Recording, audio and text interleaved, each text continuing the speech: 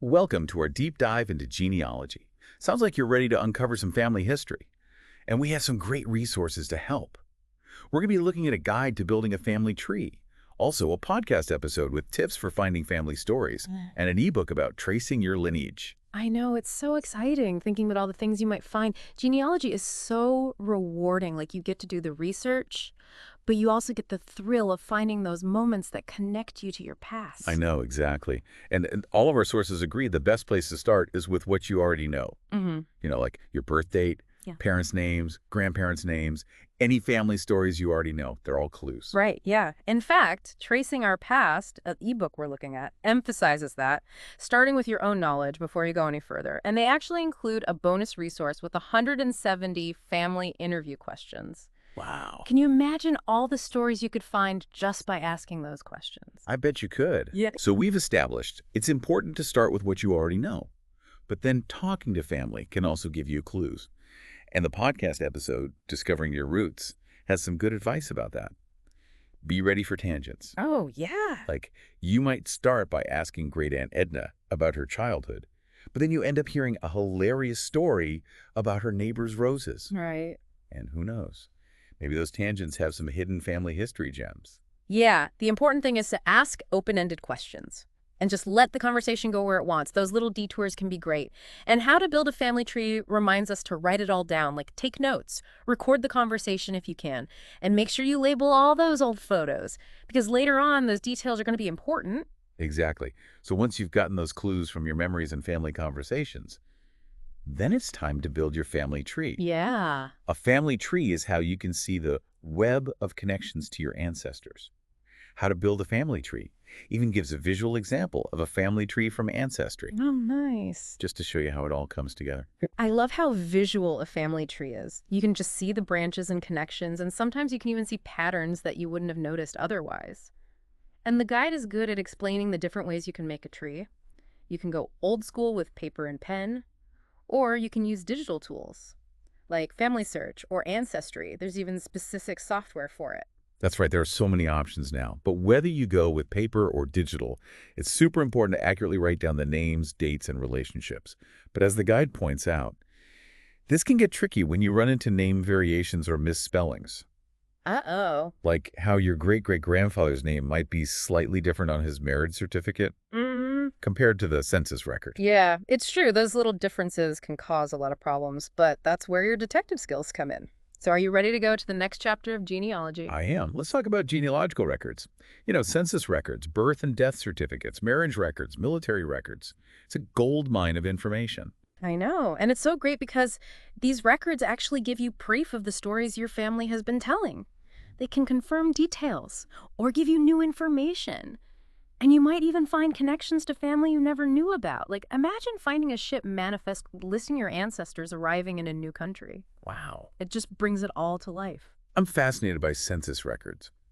Discovering Your Roots calls it a family roll call every 10 years, which I love. It's like a snapshot every decade of where they lived, their jobs, their neighbors. You can see how their lives changed and even get a glimpse of what it was like back then.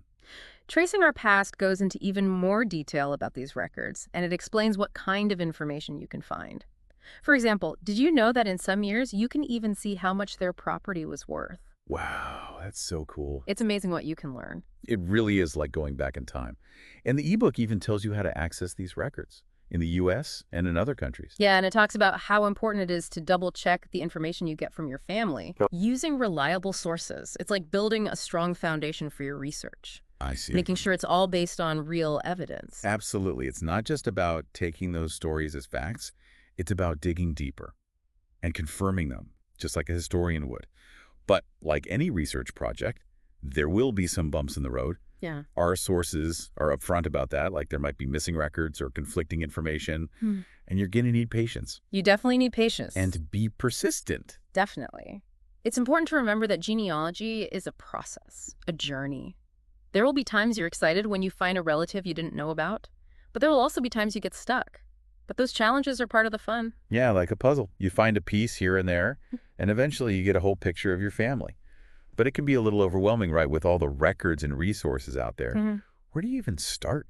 Well, that's where the resources we talked about are helpful. How to build a family tree and tracing our past. They give you some tips on how to actually do the research, Right. like how to keep track of what you find, how to make research plans, how to use online databases. So it's not just about collecting information, it's about managing it too. Exactly. Tracing our past even suggests using spreadsheets or software to keep track of everything. Yeah, that's a good idea, especially as you get further along in your research. Right. Speaking of expanding your research, let's talk about online resources. Both sources mention how much information is available for free, like on websites and databases. Can you imagine finding passenger lists, old newspapers, even old maps?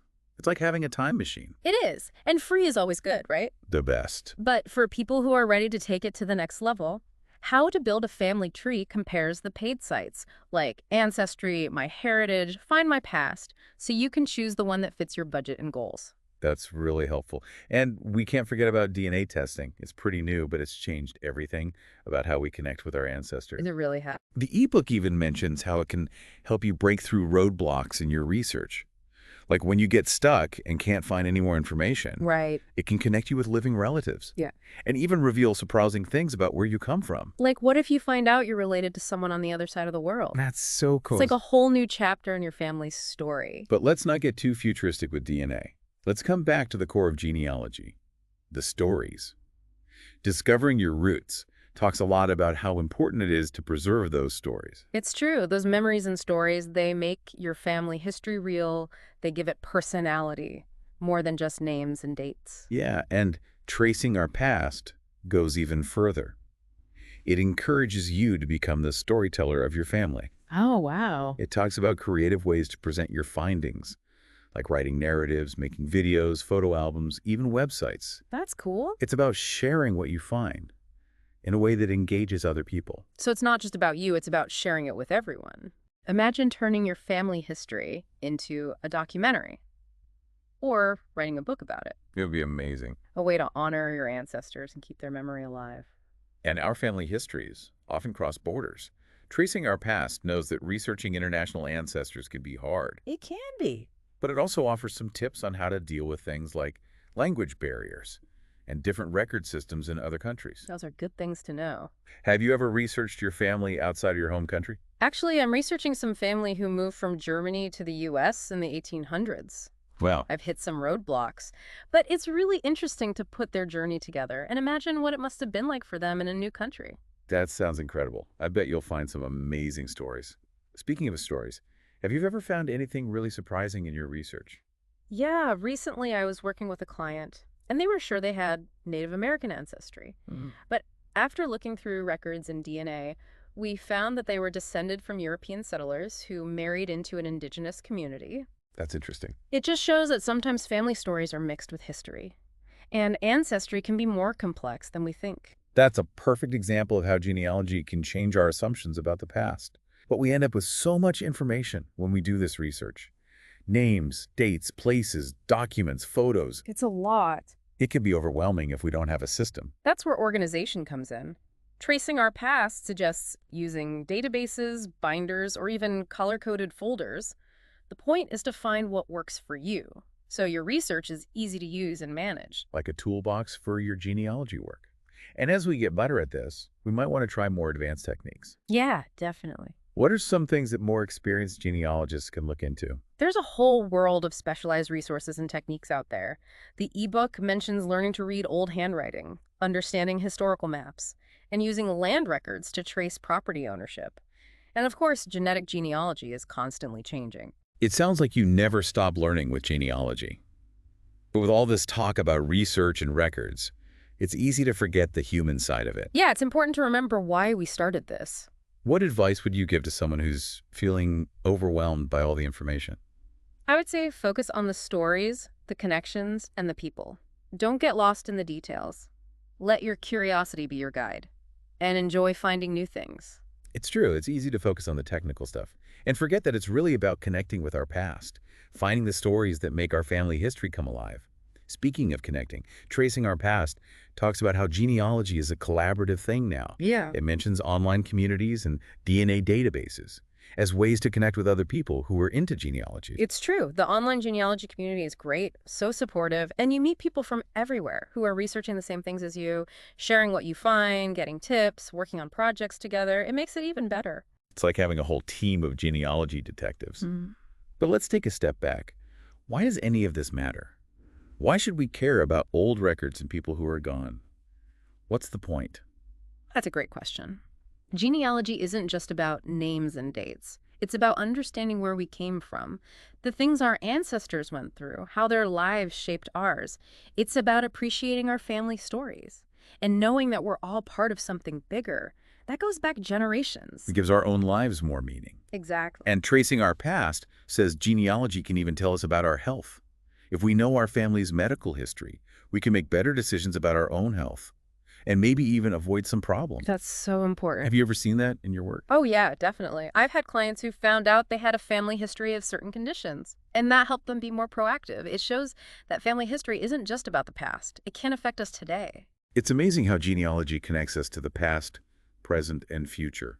And there are so many resources to help us. We've talked about starting with yourself, talking to family, looking at records, and how to overcome the challenges. We've covered a lot. We've looked at websites, ebooks, even podcasts like the one we talked about today. Right. The main thing is that genealogy is a journey. And the best way to start is to just begin. That's the first step. And don't forget to have fun.